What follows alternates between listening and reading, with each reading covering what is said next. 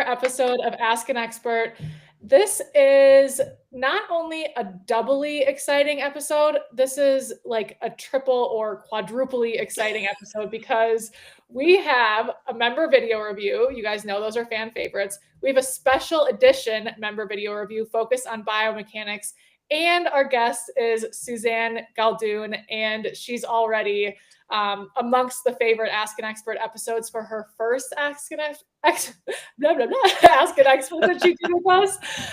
So if you haven't listened to that biomechanics episode, please go back and listen to that as well. I know that you're going to want to after you watch this one. But today, Suzanne is going to look through some videos that you all sent in and help assess your rider position and give you feedback and exercises to help you kind of adjust and be more aligned. And we got amazing videos, and I couldn't be more excited. And Suzanne, I'm so grateful for you for continuing to say yes to our requests. Thanks. I'm so excited. This is going to be a lot of fun. One of the people who submitted a video said that she has been lucky enough to audit a clinic of yours. And she said, I'm convinced Suzanne is a sorceress after watching the change that she got amongst the horses and riders just in one day. And I think that sums it up really well. That's what I've heard over and over from people who have had the chance to ride with you and learn from you. So this will be kind of a virtual version of that. Yes, and unfortunately we won't get to see the changes, but I think one of the greatest things about something like this is for the population to train your eye, to really know what you're looking at, so that when you're looking at videos of yourself or videos of other people, or even at a horse show watching people ride, what can you learn from looking at someone else's body? What maybe relates directly to your body? What are things that you have challenges with? You can go, oh, okay, I see that in them now, and then you can be better off to fix yourself. So that is a really great point. And especially with more tools like Pivo, or if your arena has mirrors, like you said, like being able to kind of look and see what's going on. I think having kind of a variety of videos like we do tonight is a great way to start honing that skill. Yeah, absolutely. And I mentioned the previous Ask an Expert we did with you. You are a Mary Wanless certified Ride With Your Mind biomechanics coach. And we go pretty deep in that first episode about what that means, but yes, it's a very impressive accreditation. And I know a lot of people study biomechanics. It's not an easy thing to really like grasp, but you have gotten that accreditation, which is huge. You came to us at the recommendation of Coach Lauren Spreiser, who we all love. And we're so grateful to Lauren. So this is going to be just kind of and putting into practice what we talked about in that first one. Yeah. I also have a little nugget to share with people. If you're watching or listening after the fact, this will not be the last that we hear from Suzanne, not even a little bit. So yeah. I really am truly giddy about that. And just know that what you're learning today, there's more to come. So with that little teaser, let's get into our first video. The first video came from our friend Courtney, and I am going to bring it up on the screen here. There's no context, so this is just kind of like overall, what are you seeing? So we're looking at a lovely pair, right? Working outside, which for some of us is really, that's a level of challenge in itself. And what I first saw as she came around that first circle was the difference in her right leg versus her left. So I want you guys to look at that as she comes around the circle the second time. You'll see the toes pointing out a bit, but you'll see that the right leg looks turned out more. It's busier than the left leg, and the right leg looks like it does a lot more kicking. So now she's going the other direction, and we'll still see the right leg is doing more movement. And, perhaps the horse tends to lean against the right leg more. Perhaps her right leg is just her dominant leg. We don't always know all the things, right? But I think the difference from the right leg to the left is going to be something we're going to dig into a little bit more here. So there was a good canter transition. I loved how she rode that. She kind of was posting the trot, sat, and then asked on beat 3.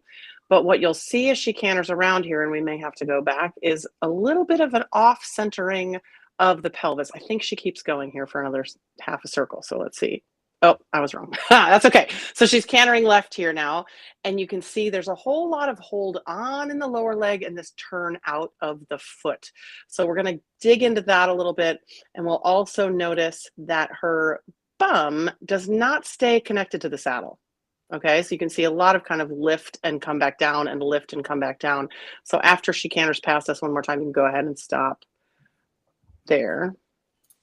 So we've got a couple things going on here, right? We've got the clear thing for people to see, which we see a lot, is the toes pointing out.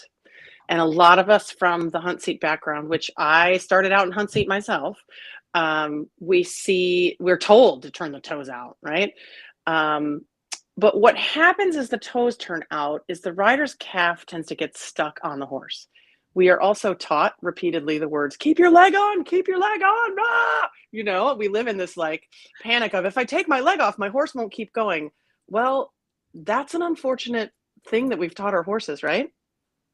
That we need to be able to tell the horse to go, and the horse goes until we tell them to do something different. So if you can just pull up even the very beginning of the video and pause right as she's right in the front of the camera, we can kind of see the leg position again. So the two legs both are in the kind of rotate out land of toes pointing out. And so just go a little bit, you can pause right there. And so we can see how the toes are pointing out. She's looking ahead, which again, we're told that a lot. But notice how much turn there is in her head compared to her torso box. We are not going for a jump, people. We don't need to be looking 180 degrees away from, or well, 90 degrees, I suppose. Let me get my math right. She's looking 90 degrees away from where she's traveling, right? But as the head turns that much, it can start to turn the shoulders, which then turns the torso box, which then can affect your seat bones. So just move forward a few strides from there so we can really see this right leg next to us. And that's good there.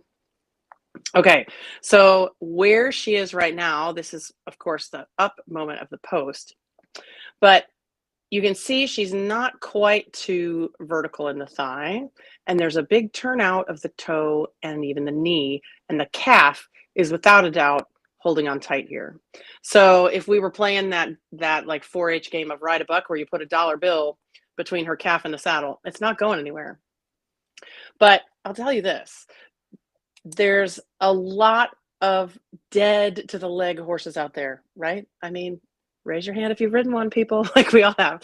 All right, exactly. Me too. When the leg is on all the time, it's like this constant drone, and the horse doesn't listen to it. And then we're left kicking more or using the spur or using the whip. And then we're all frustrated. The horse is frustrated because, you know, he's getting mad of, when am I supposed to listen? It's always there. I don't know what you want. And the rider gets frustrated because it's so much work to get the horse to go, you know? So the way we're getting the post going here, she could get higher out of the saddle to get more activity from the hind leg. So let's turn it back to play again for a minute. And you can see also her bum lands behind her feet. So she comes around again. You'll see that a little bit here. And the post doesn't come super far out of the saddle. So if you look at her thigh as she's trotting around, the thigh doesn't get very vertical. Watch his hind legs as he's trotting around. He's not tracking up. So you can pause there again. A lot of us who've got the jumping background know what happens if we sit down too soon over a fence. You're going to catch a hind leg on the rail, right? And then you've got 4 faults and you're in trouble. But the same thing is valid if you're posting the trot. The minute you sit down, let's say the moment, because it's not a minute, it's a moment that you sit down, the horse's hind leg is going to come back on the ground. Now, this moment actually is not a terrible one, because we've got that hind foot landing right under the footprint of the front foot. But throughout this trot work, we see a lot of the horse kind of having a short, sort of lazy hind leg. So what I would ask Courtney to do here is to bring her foot more back under her body. Why don't we rewind a little bit and then hit the play button again? To bring her foot more back and to soften her calf, let go of the grip by rotating her thigh more on. This is a big deal in the work that I do with people, is that I would want her to take her thigh, her femur, rotate it closer toward the horse, so then the knees and the toes are not pointing away from the horse in such a big way, so that she could keep the foot more under her. So you talk about shoulder, hip, heel alignment. In the moment that she's sitting in her posting trot, her shoulder and hip are behind her heel. So we go to canter, and then the horse has kind of what I would call a push back energy. He's got his neck up and he's kind of pushing toward her because we didn't have enough power from the hind leg to start with. So you can go ahead and pause again. You know, he looks like a really good guy. Like, this is a horse who I would be comfortable getting on and riding in an outdoor arena, which, you know, I wouldn't trust every horse I'd never met before to get on and ride outside, right? But as the horse is in that sort of energy of push back, you're not going to get that feeling of go forward. So by changing the alignment of her leg position and getting her torso box more over her thigh rather than sitting kind of behind it in that chair seat, we would have a more effective way to help the horse go forward. A lot of us, when we think about trying to make the horse go forward or get the horse to go forward, we think we need to sit more back. But if you sit farther back, you're farther away from the horse's center of gravity, and he's not really inclined to go more forward because you're kind of sitting back in that nice hollow hammock place. And he's like, well, you're sitting down in the hollow of my back. I can't possibly use my core and lift my back, so here's you go. This is all you get. So let's go back to play again right here. I would also have her breathing for sure, out loud, making some noise. So he's a little bit like looking around. The breath noise can not only get her diaphragm online, get her center of gravity lower, but also help him pay attention a little bit. Like, hey, here's a little noise. Listen to me, right? So part of the challenge with the seat in the canter here is really that because there's so much weight in the heels, she's almost standing herself up off the tack. So to be able to take a little weight out of the heel, we can't just magically disappear it. We've got to put it somewhere else. And we would put that in her quads, in her thighs.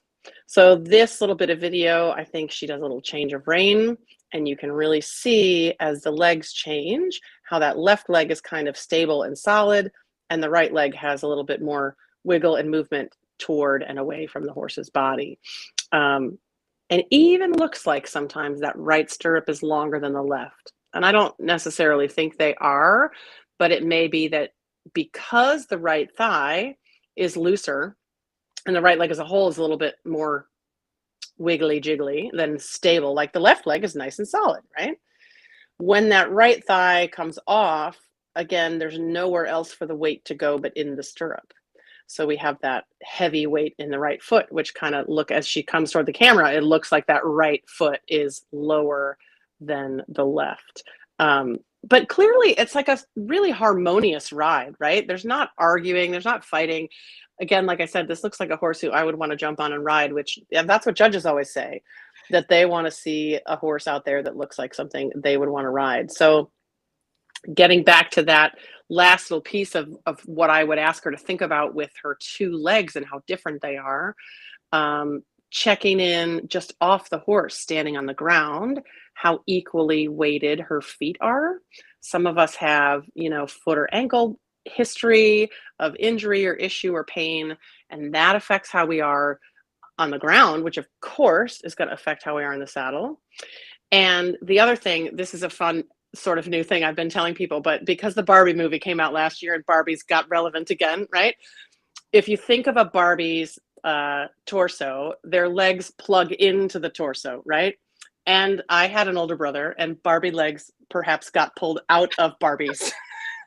So your Barbie leg on that loose thigh needs to kind of plug in again.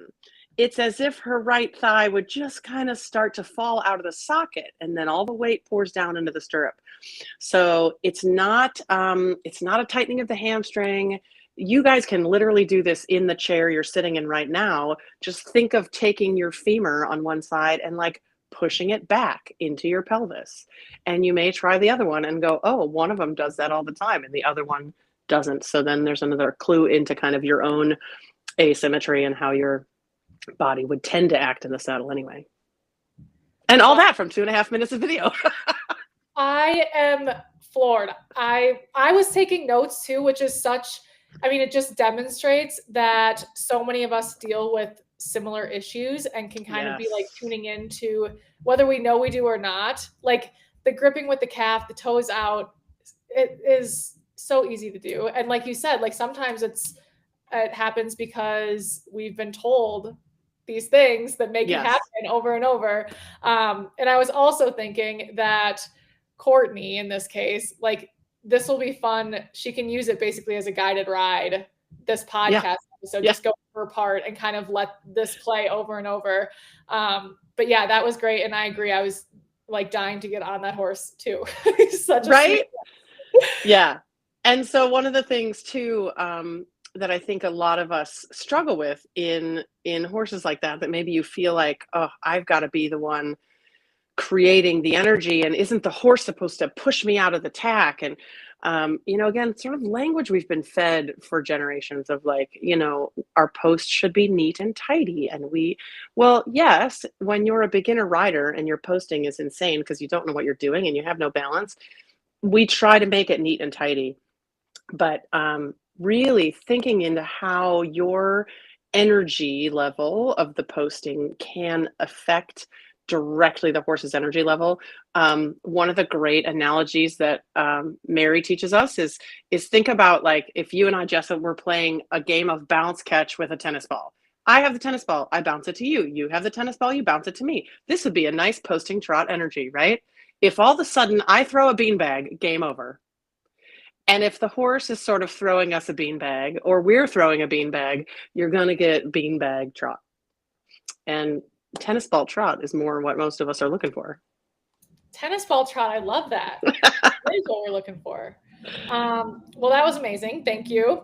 And a note on these videos too is we got a lot of them, and Suzanne graciously looked through them ahead of time. I looked through them ahead of time, and we kind of talked about like which ones there's the most to see with, and which ones will give us the greatest variety. So we might not get to all of them tonight, but we're trying to kind of show you a good mix of different things going on in rider positions so that if you're watching or listening, you'll find something that you relate to the most.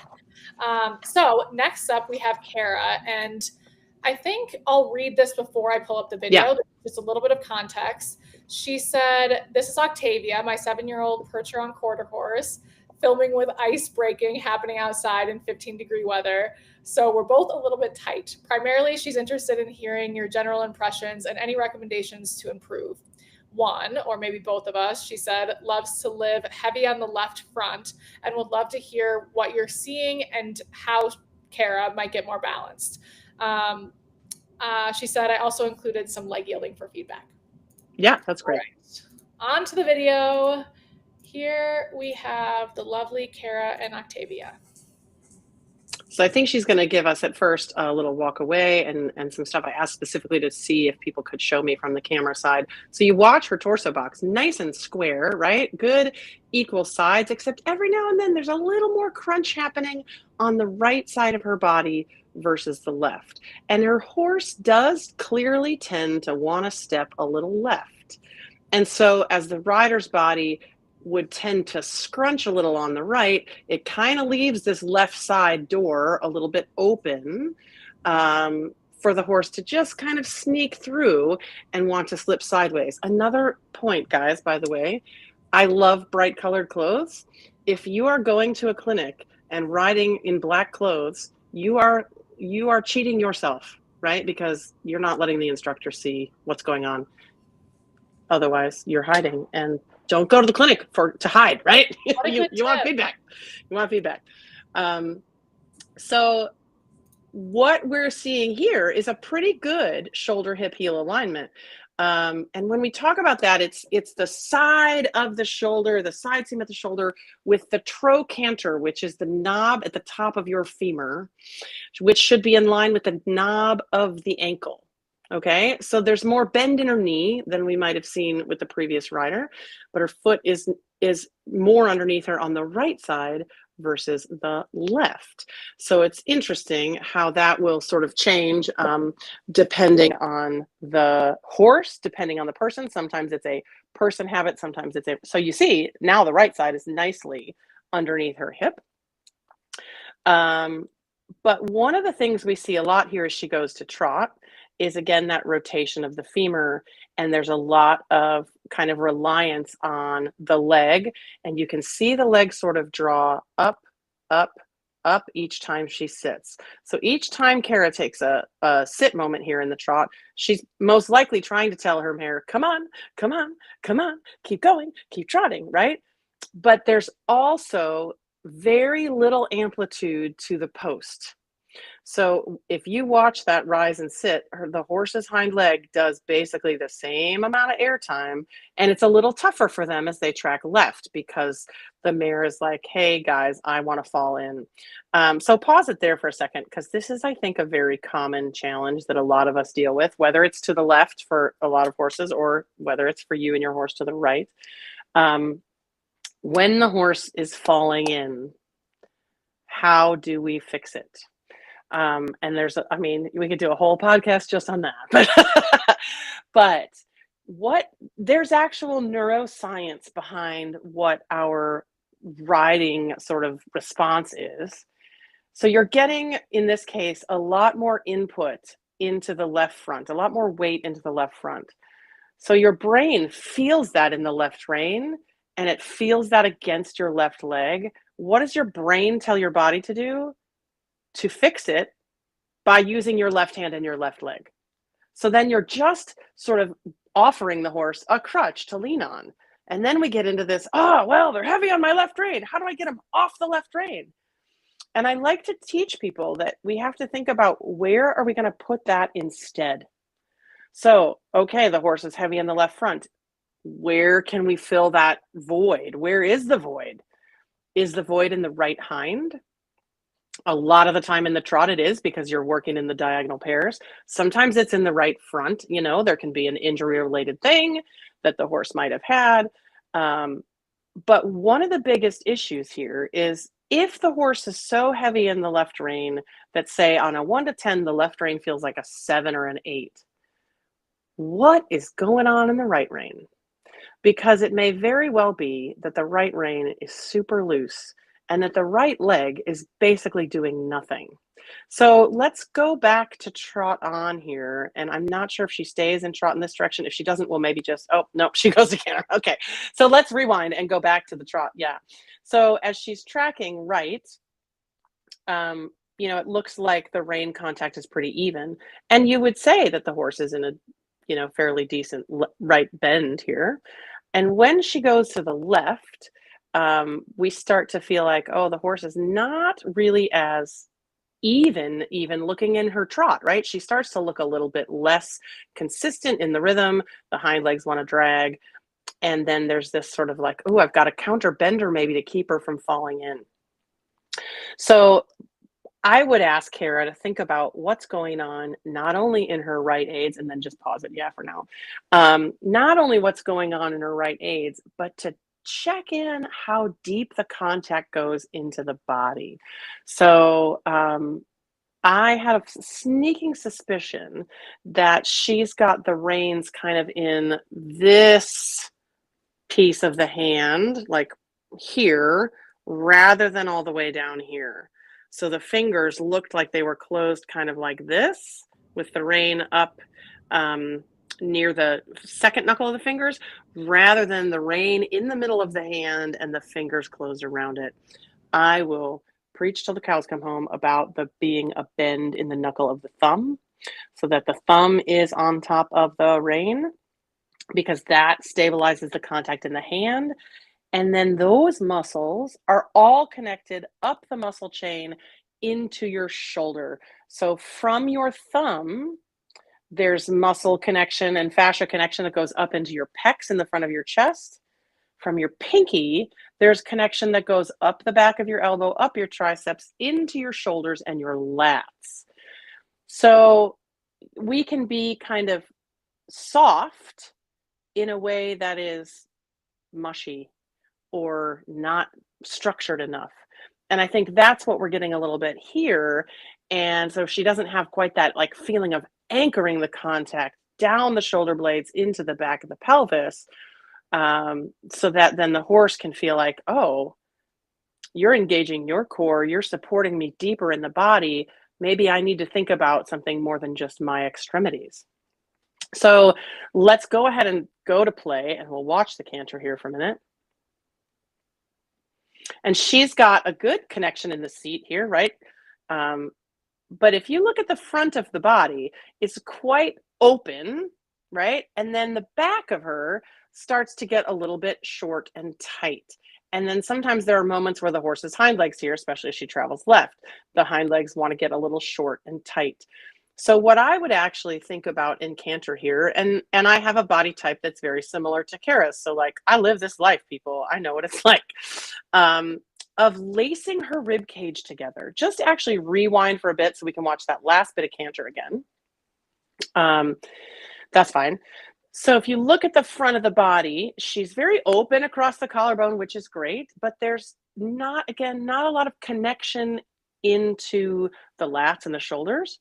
And I would say, I want you to think of lacing your ribs together, bringing the front of her diaphragm more down so that she doesn't actually end up too heavy in the canter on the seat and tailbone, on the back triangle of the pelvis that we talk about, from the seat bones back to the tailbone here, because then the horse is kind of going like, oh, you want me to use my hind legs, but I don't want to use my back, and then I'm going to put my head up in the air. So again, feeling like we're not just thinking about alignment, shoulder, hip, heel, but really the front versus the back. And I also, on a random aside, like I herniated discs in my back when I was 26. And I think a lot of it, now that I know what I know, I just turned 46 like 2 weeks ago. But 20 years out, now I know that my posture, my hollow back that I had when I rode, when I walked, when I sat in a chair, drove, whatever, that's what did that to me. It wasn't a specific injury necessarily, although falling off of horses didn't help.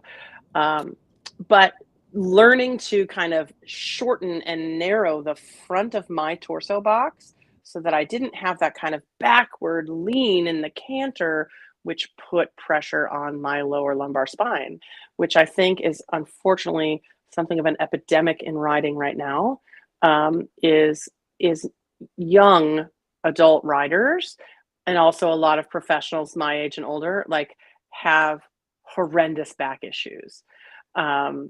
And I thankfully did not have to have surgery, had good chiro and good body work. And, but I can tell you that changing my biomechanics has really like changed my overall health. So now to get off that tangent of like, let's help you all be healthier. But let's go ahead and we'll watch the leg yield here before we pause on Kara. So the leg yield to the left is like, look at how easy this is. The horse just goes to the left a little bit. She goes to my outside rein. And you'll see this in the walk when we go to leg yield right. And that she may not have actually been leg yielding there on purpose, but when we go to leg yield right, the horse is a little bit like, this is hard. And she gets fussy about it. And you can almost see her jaw crossing, even though Kara is not doing anything crazy with her hands here. It's not like she's pulling, back and forth on the bit.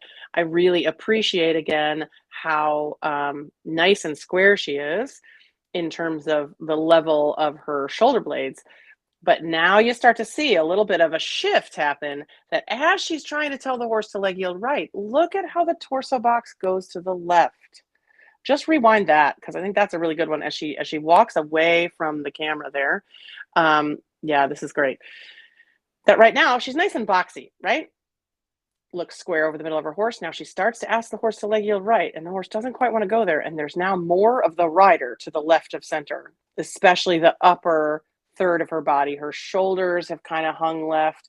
There's actually more weight over the inside seat bone, even though it might feel like she's shifting her seat to the right. So now the horse goes, oh, look, I will step out through my left shoulder. I don't know if we can officially call that a leg yield, because it's a little bit, she's just kind of going, look, I'd rather do that. I'm going to cheat. This gets better toward the second half. But what I would really get back to, just pause right there as she's looking at us, or maybe we could go back just so we can get a little bit of that. Yep, perfect. And pause that.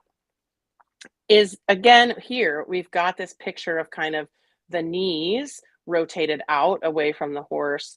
The ankles here have kind of started to play.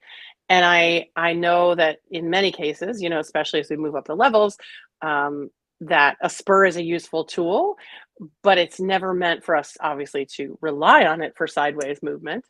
And I can bet that nobody ever told you to put your ankle on. But we see this all the time. People kind of like their boots get real dirty around the ankles.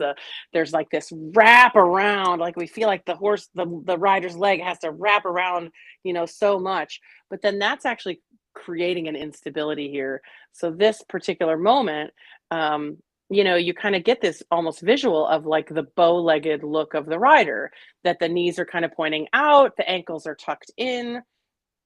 And so in the terms of the fascial net of the body, we have a longer outside line from her hip around the outside edge of the knee to the outside of the ankle, and a shorter inside line from the inner thigh tendon through the calf into the arch of the foot.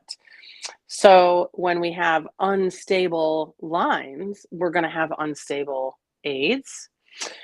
In this case, we're probably going to get stuck again in that lower leg wanting to hold on, which take the thighs off. And as we get used to using the thigh as a tool, instead of being told, don't grip with your knees and trying to take your leg completely away from the saddle, the thighs can be a really easy way in to move the horse's front end. That your femurs can actually be part of your steering mechanism. So you're not just relying on your hands to try and control the horse's front end. And really, I think then it gives the torso box such a great support system. You know, if I could make myself lighter, I would be a millionaire, because I would share that with all of you. We can't do that, but we can carry ourselves in a way that makes us easy to carry. And I think Kara does a very good job of that, because she's very sort of centered over the horse for the most part, until we get to this leg yield, and the horse is kind of like, man, this is kind of hard for me. And so then as the rider, we try to kind of compensate for the horse, like, I'll help you, I'll just push over a little bit more. And then we've kind of made ourselves slightly off center. And as we always say, you know, the horse knows where a fly lands. They sure as heck know when we're off center. But again, another like lovely pair that you can tell they really get along. If it was 15 degrees with snow falling off the roof and this is how the horse reacted, I mean, again, I would go take a ride on this horse anytime. Totally. These two, they go on a lot of adventures. I've seen like swimming pictures of them, and oh my gosh, how fun. Trail rides. So I think they are just a great partnership. But yeah, even watching the leg yield, I felt like my body starting to tip, like trying to encourage the horse over. And it's like, it's just kind of intuition you have to work to break.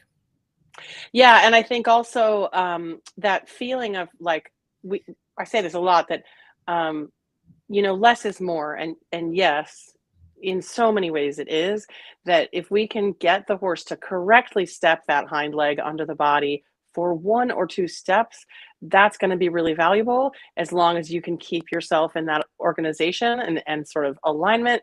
And then if you go, okay, now we're going to go straight for a couple steps, and then we're going to ask again for a step or 2 of leg yield, so that we are keeping our correctness in spite of the horse's mistakes, right? That when we're teaching a horse a new thing, and sometimes we're teaching a horse a new thing that we don't know very well either, right? Like, I mean, I've experienced that myself when I was younger, and it was like, I'm trying to teach shoulder in to a horse that doesn't know shoulder in. Do I really know shoulder in that well? Um, that making sure that what we're laying down, kind of those foundational steps, are clear and consistent, so that once the horse trusts that you're sitting in the middle and your right leg matches your left leg and your right rein matches your left rein, then the horse is going to be a little bit more able to decipher what you mean when you change and apply a different aid. Yeah, it'll make a lot of those things that we're all working on easier. Like there's so much focus on, what the horse looks like and how the horse is moving, and taking a step back and putting so much focus on the rider can really like make those other efforts come through a bit easier. Absolutely. And I have a client that I teach a little bit who actually, she rode in the clinic with Mary Wanless this fall. And she was like, Suzanne, this is really hard. Like, it really takes a lot of focus. And I was like, yes, right. It really does. It really does. That it's not just easy, stop, go, point, shoot, there are horses out there that will do that, and they are out of my price range. Right. Yes, there's a reason that this is a sport that decades and decades of work on it is what really pays off. And you can see such a difference in those riders that have honed all of these little details so perfectly. Or not perfectly, nothing. if anybody could do it perfectly, that would be something. But so thoughtfully and well, and made habits of it.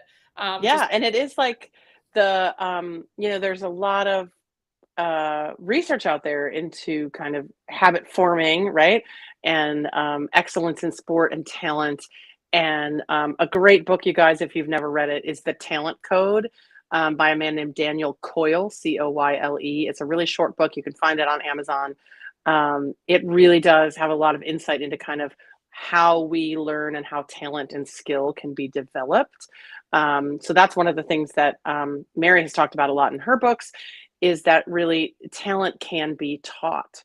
That if we can teach the rider the right pattern in their body to apply the aids, you can take a rider who maybe didn't sit on a horse and teach it to be off when they were 12, but you can learn the right things. But it's knowing and understanding kind of how you learn, knowing actually like the stuff that you need to be learning, and then the fact that the practice has to be perfect, right? That's the hard thing. It's not just practice makes perfect, because if we're practicing the wrong thing, we're literally laying down neural pathways to do the wrong thing better. And so to kind of have to strip it back down and change the pathways, it really is like changing the way we think about how we ride, the way we think about our bodies, and how we communicate to the horse.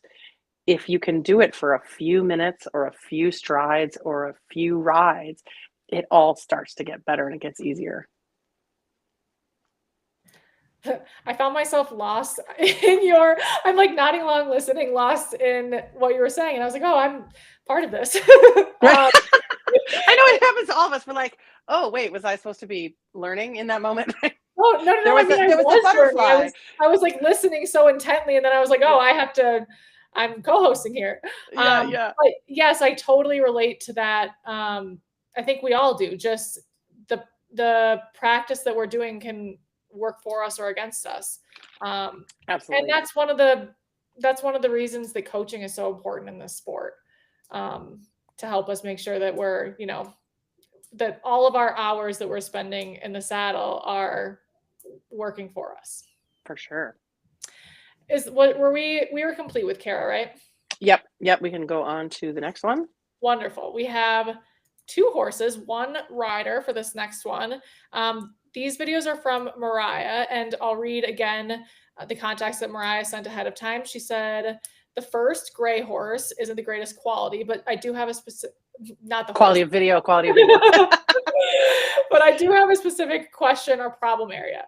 This is a clip from a lesson on a ride that's fairly new to me. We're working on lengthening and collecting the canter on a circle and then attempting a half pass from the quarter line to the center line.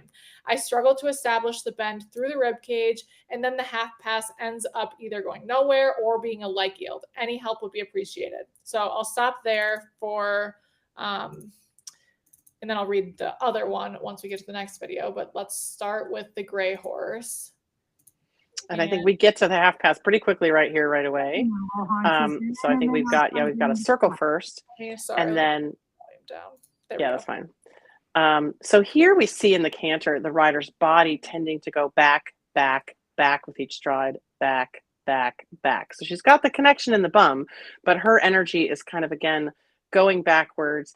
Her lower leg's a little bit out in front of her, and you'll actually see that she ends up with her seat slightly off to the right. I'm not sure how well you can see it here as she comes, but as she goes to do the half pass to the left, the right seat bone is kind of floating off in La La Land and doesn't have a very good connection to the right hind. And the truth in the canter really is that we've got to be connected to the outside seat bone to be connected to the horse on beat 1. So she's got her body quite turned in the direction. Rewind that and go back to that last half pass. She's got her body quite rotated in the direction of travel. So you see like her head's turning way left, like we talked about again. She's kind of riding her body on a diagonal line. And then you can pause that right there. So one of the things I think about in teaching riders half pass is that we really have to think about riding the canter first and foremost. And I think, you know, we talk about that a lot in the world of teaching of like, oh, well, the quality of the canter is number one. And yes, absolutely. And I understand like they're going through this exercise of go forward and come back to try and make sure that they're connected to the haunches and that the horse is listening to the aids. But we have lost a little bit the back to front energy of this canter stride when she starts to focus so much on sideways. And in the canter, I think because she's thinking, and again, this is me, I haven't had a conversation with these people. This is me interpreting what I see and what they have given us. And I see this in a lot of people, that in thinking bend, we put the inside leg on quite strongly. So again, here, like we were just talking about, I think her right thigh is significantly looser than her left calf. So the left calf is there asking for bend. The right thigh is kind of not in the conversation because nobody told it to be there. And so the right thigh being loose is allowing her seat to slip to the right. And as the seat slips right, we lose connection with the right seat bone to the right hind leg. So when she goes to half pass left, the half pass is not actually beginning on beat 1 of the canter stride, which is the right hind. So we have to make sure that we're still riding a canter stride back to front, that the rider's body doesn't start shifting on a diagonal line side to side, kind of from the back corner to the front corner, a little bit kind of on a diagonal motion. And the inside seat bone, we hear about all the time in riding arenas, in leg yield or in shoulder in, you know, everybody's talking about the inside seat bone. Nobody ever said, disappear the other one, it's not important. But that's kind of the context, right? That it's like, well, if we're talking about the inside seat bone, we got to really pay attention to the inside seat bone. And bend in itself doesn't begin in the neck, right? You know, we know this, we agree to this. The bend left has to begin from the right hind leg, so that from the whole long back muscle, we get the bend around from the right hind leg, around through the neck to the bridle. So the horse is bending around the inside leg. But if the inside leg is doing too much pushing or gripping or holding, you're actually pushing horse out, not bringing it around. So the right thigh there in the bend situation would help to connect the horse's right long back muscle in the bend so that she could be more effective at getting a half pass left. So I have been known to say in riding arenas all over the country that bend is very low on my priority list. That I think what we need to talk about more in riding arenas here in America, at least. I don't teach internationally yet. I'm open to invitations, guys. But or in online, you can always do that online Zoom lesson. But that we need to ride with evenness. And that evenness comes from, again, like we've been saying all night here, like even thighs, even seat bones, even reins, even grip in the hands, like even shoulder blades, all the parts that we have that are matched up right versus left. Even something as important and simple as breathing evenly into both sides of your body. Haha, not very simple, but very important. That if we can ride with more evenness, bend is going to be so much easier to achieve than if we're up there going, more bend, more bend, more bend. Because I have ridden in a lesson where I was told I paid a lot of money to ride with somebody who, like, the whole clinic was more forward, more bend. And I was like, yes, I know. I would like to be more forward and have more bend. And so that, honestly, that was a couple of years ago, and that clinic experience a little bit changed kind of my thought process of when I want more bend, what do I really need? Where am I? And I know it, in that horse, the deficit I was dealing with was kind of like not enough connection in the middle of his core and his back. So we can go forward onto this, and we're going to see then as she goes forward and back in the canter, that again, that lower leg is out in front of her. So there's this kind of leaning back. He does do a little change here. I think he might be, yep, he's like, I'm a good boy. I do changes. I love it. And as she goes to rightly canter, she went to adjust something there. It was like all of a sudden she got a little more relaxed and just sat better because she wasn't thinking so hard or working so hard. She had to fix her glasses or what have you.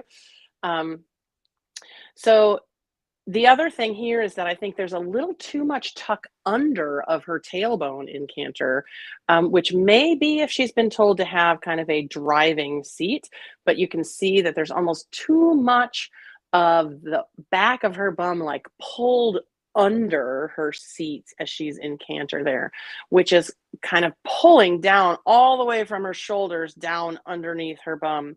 So in that case, I would, if I had her in person, I would put my hand on her sternum, like right up in front of her chest, and have her push against me, against my resistance. So she could feel that really she needs to close her hip angle a little bit. The bum print in the saddle, like the amount of connection she has with the underneath of her in the saddle is fine.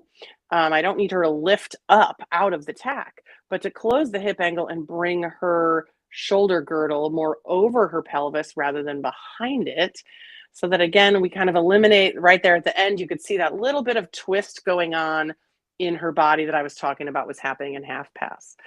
So if we go to the next horse, what's interesting is you will see this rider on a different horse, but you may be able to see, now that we're training your eye, right, you may be able to see some of the same stuff happening.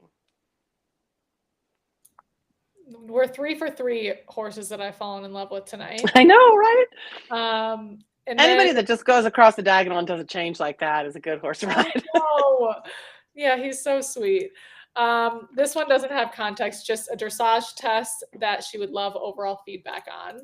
Yeah, so this is the first level test that she's riding different horse, but you'll be able to see after she comes through the beginning here that there is some similar issue of the right seat bone not being as connected. We kind of have her back line, like her spine overall has a bit of a curve from her neck around the back. So she kind of has that sort of rounded back posture, which a lot of us have a hollow back posture. So any of you out there who know you have a tendency to kind of round your back like this, you probably end up similar to Mariah here with your tailbone it's almost like it's pulled between your legs too much. Like the underneath of the tailbone is too far under the body. And then the outside leg had to come way back here, but notice, look at, she wants to slip right in that canter, and that right seat bone comes off as she canters away.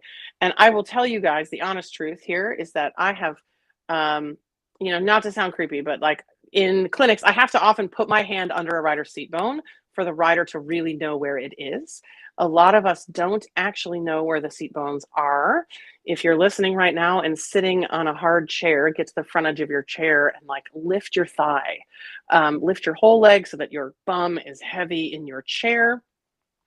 And that might help you find that. But oftentimes riders riding two tempies are like losing a seat bone every other change and have no idea that it's happening. One of the things I want to say here about this free walk to the collected walk again, I'm kind of crazy about people making sure that they keep their fingers closed, whether it's a stretchy circle or a free walk, because otherwise you go to shorten your reins again and the horse goes, huh? Where'd you come from? I thought you went on vacation, right? So no matter what length you go to in your reins, make sure you reclose the fingers. So we still have a little bit of that, what we've seen kind of on all the videos so far, that lower leg a little bit forward, and her seat is landing behind the feet. So, that's what we generally would call a chair seat. It's not like she's sitting up there being totally ineffective, but then again, in the canter depart, she's kind of behind the horse's center of gravity, and he sneaks his right hind a little bit to the right, which we already know is this rider's pattern. So she may have a clear feeling here of her left seat bone as the horse wants to kind of motorcycle the turn to the right. And then, now you can go, oh, well, he's maybe kind of getting that influence from her body. Perhaps she's getting that influence from his body. It goes both ways. We can have a good pattern in our body or a negative pattern. So again, here we're in that stretchy circle moment. I can't see what her hands are doing. I would really hope that her fingers are closed. And that as she goes to shorten the rein again, he kind of pops up a little bit. Again, if we had the thigh snug on, that can really help to keep his back more connected. So we see a lot of the time in those stretchy circles or free walks that we as riders kind of let everything get soft and mushy because we want the horse to be, quote, relaxed. But if we let the horse be relaxed, again, he's so cute. Like, I want to ride him too. I know. What a sweet mover and sweet horse. He's like, I was a good boy. I tried my best at a show. But that feeling of supporting our weight of the torso over the horse's body in the thigh, especially in the quads, so we stay out of the hamstrings and the back line of the leg, is going to allow us to help keep the horse's back more up underneath us, which is so key. I mean, we're always looking to do that, right? This really is so fun to do with you because I'm like trying to test myself. Yes. These riders to see what you see. It's very cool. And we have had a great mix of different things going on for people. Yeah. And really, I mean, people ask me a lot. They're like, well, how did you learn to do this? I mean, I've spent hundreds of hours with Mary in clinics. And I think when you have the opportunity to ride in a clinic, watch everybody else, guys. I mean, sometimes clinics become a little bit of a social hour, which is great because we want to connect with people we haven't seen in a while and kind of catch up. But like, do that on the breaks, do that on the lunch, afterwards, whatever. But I would spend all day at a clinic, whether I was riding in it or not, taking notes on what I saw. And sometimes I had to go back and go, I want to look at what that looks like tomorrow. Or maybe if there's a lecture time in the clinic, I want to ask a question about that because I'm not sure what was the coach going for, what was happening in the rider. Or if it was a rider that I knew, I would say, hey, are you doing that on purpose? Like, what is that all about? Because I think there needs to be sort of open conversation with all of us. Like, we all just want to do better for the horse, hopefully, right? And if we can do better, in our own bodies and how we apply ourselves in the riding, then the horse's job is going to be easier. They're going to stay more sound, and we can get what we want with less fights and less drama. Yes. I have my mute on. Yes. And I have been so inspired by Ride IQ members, kind of a theme that comes out of the woodwork whenever well, in the Facebook group, when I'm chatting with people on the phone, is just how hungry they are to learn. And I think many of them are the people who are, auditing from the beginning to the end of the day at clinics. Yeah. And it is very cool. So kudos to Rad IQ members just being so, a lot of them call themselves nerds too. And I'm like, it's the best thing to be though, because you love riding and you want to get better, and what's better than nerding out on it? Absolutely. All right, next we have Simone, and there is not anything for me to read ahead of this one, so I'm just going to get us going. So let's fast forward a little bit we'll let her walk by us here for a second. So again, we kind of see those spurs kind of coming in. There's a lot of her leg feeling like it has to keep the horse going repeatedly. There we go. And similar to what we've seen a little bit, the seats behind the feet. And I would say that the rider here is sort of trying to create movement a little bit with the seat. And I would say really it looks to me in some moments here that she is trying to tell the horse to go with her seat bones. And I don't like to use the word seat in that context, because if you've ever had a kid sit on your shoulders, Jessa, you might have another year to wait till that. But if you've ever had a kid sit on your shoulders, if they sit quietly, like it's no big deal.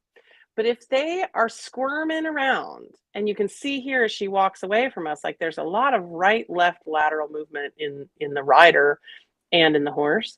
And I think that's sometimes like a loss of forward energy, right? It's going out the side doors. We don't have it going forward. But if you have somebody squirming on top of your shoulders, you either want them to sit still or get off. Guess what, guys? You are the kids sitting on the shoulders of your horse. So let's not squirm. There is a fine line, of course, between being stuck or being, stiff and over following. And I think really that comes into breath, because if you can be strong and engaged and breathing, but you can be strong and engaged and not breathing, and that's tension. The difference is, so I say this a lot, strength without breath is tension, but strength with breath is engagement or tone. So for some of us, it might feel like, oh my gosh, if I sit that quietly, like that still, I'm going to be restricting my horse. But really, it's kind of limiting the white noise so that the horse knows what we want. So one of the things we haven't mentioned yet today, because we didn't look at walk so much, is thinking about how we distribute the weight of the torso in the saddle. In the walk, there's no ground force pushing us out of the tack like there is in trot. And so most of the weight often is in the rider's seat. So again, there's not a very inviting place for the horse to lift his back if your seat is super duper heavy. So as we go to trot, we kind of see the heels staying a bit drawn up and the toes pointing a little down. I'm sure none of us listening today have ever been told to put our heels down ever, right? Right? Like we know we should not be riding on the toes. And in some cases, like with Simone here, I would potentially wonder if her stirrups a hole too long. Yes, people would classify me sort of as a dressage trainer more than a hunt seat trainer, but stirrups too long can be part of the problem. We see, again, it's kind of not a big post forward out of the tack, and the foot is a little bit ahead of the seat, not quite as much as some of the riders we've seen. But sometimes I have to be telling riders they need to really land forward over the pommel, feel like their pelvis is landing over their thigh instead of behind the thigh, so that you're landing more over your quads rather than back in your hamstrings. If you think about, watch this horse as he trots, he doesn't necessarily use his quads to bring his hind legs very far under the body. He's also like, tracking up sounds like a really hard job. I'm not sure I want to do that. And we have a lot of horses out there too that are quite tight in the hamstrings. how many riders are quite tight in the hamstrings? Like the vast majority of Americans. I mean, that's just sort of like our culture of so much sitting and working and driving, and that we have all this tension. So her torso box is nice and square here. The one thing that I can relate to that Simone shows us every now and then is we get some daylight sometimes between the elbows and the body of the rider. And sometimes I think for her, it's more the right than the left. Me too. I feel you, Simone. And this is so often a frustration for people because we're told elbows in, and then we just like smush the arms closer to the body, but that's putting tension somewhere again.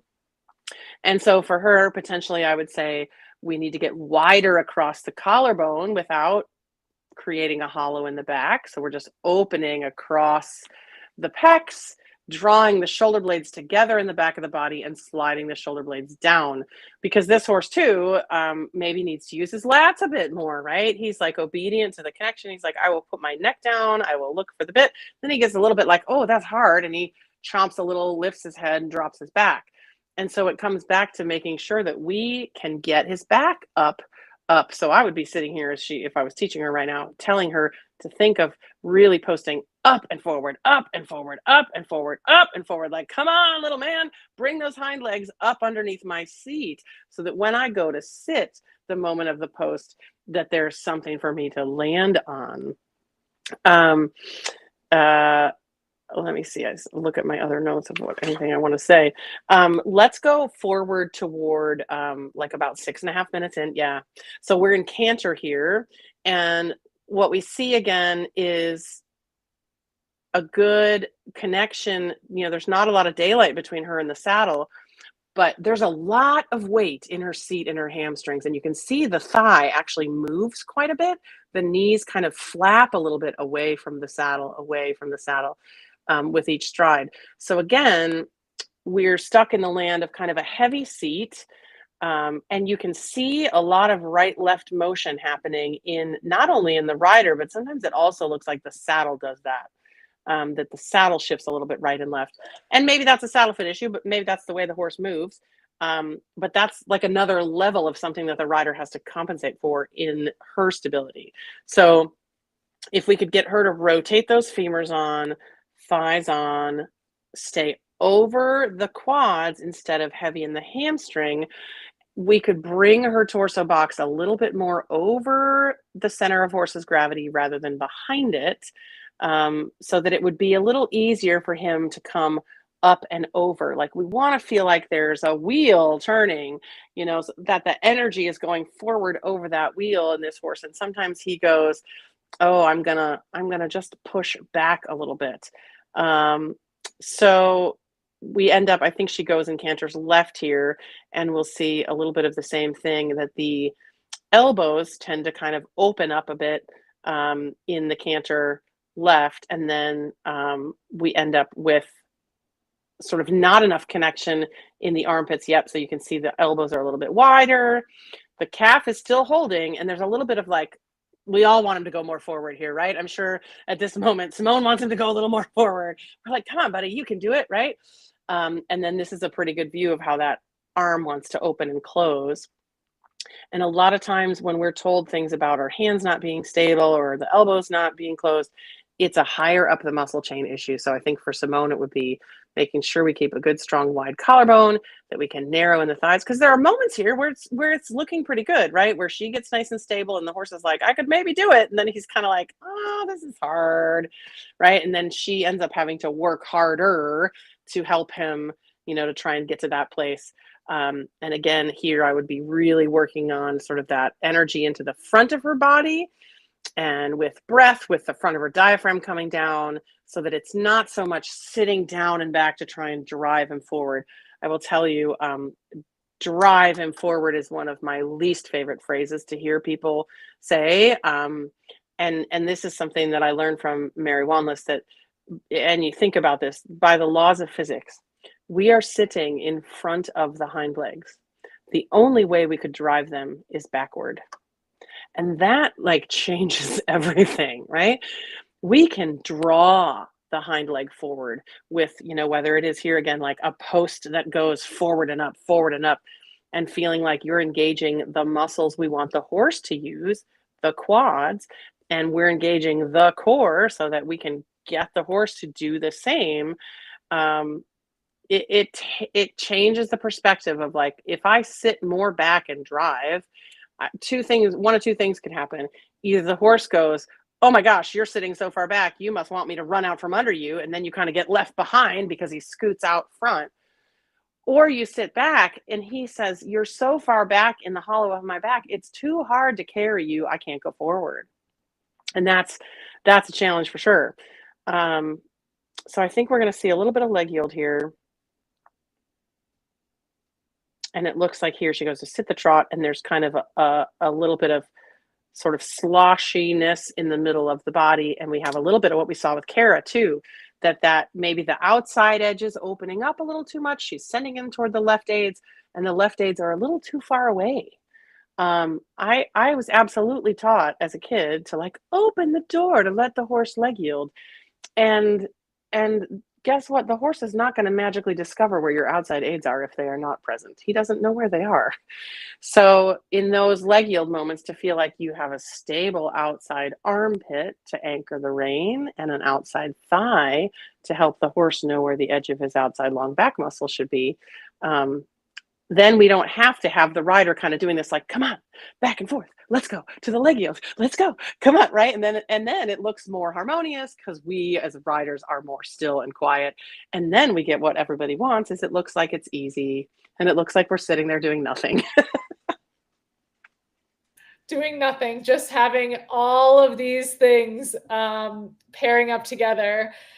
And what a treat it has been to be inside your head watching these. It really is incredible. And what a treat it would be to have you inside our head. Wow. Right? Wouldn't that be great? Oh, And I know they're because these are, like, it's complicated until it's habit and it's simple. Yeah. I mean, more simple. And I know there are a lot of, like, foundational concepts and exercises and just things to pull into people's awareness that are really helpful for people. So that's it. That's all I have to say about that. It would be lovely to just share more and have people learn about all of this from you.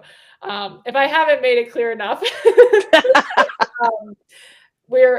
I'm grateful for everything that you shared today. I know that especially this paired with your first Ask an Expert, is a beautiful introduction to biomechanics and what goes into it and developing an eye. And I'm excited about what's to come. Yeah, me too. Thank you so much for taking the time. Thank you. Right now, and like I said, like, reviewing videos ahead of time. You have a lot on your plate, and we're just very grateful to have you lend your expertise and help us out. Thanks. Looking forward to the rest of it. Yeah, me too. All right, Suzanne, have a wonderful evening, and we will chat soon. All right. Thanks. Bye, everybody. Bye.